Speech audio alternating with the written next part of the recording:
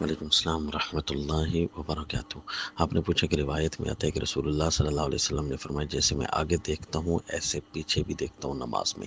تو یاد رکھیے یہ اس کا صحیح فرمان اور صحیح مطلب بخاری شریف کی دوسری روایت میں واضح موجود ہے کہ اذا ما رکعتم و اذا ما سجدتم، یعنی جب تم رکوع سجدہ کرتے ہو تو جس طرح امام رکوع سجدہ کرے تو پیچھے اگر کوئی صحیح نماز نہ پڑھنے لگا ہو، کوئی حرکت کر رہا ہو زائد سی، تو امام کی توجہ کنکھیوں سے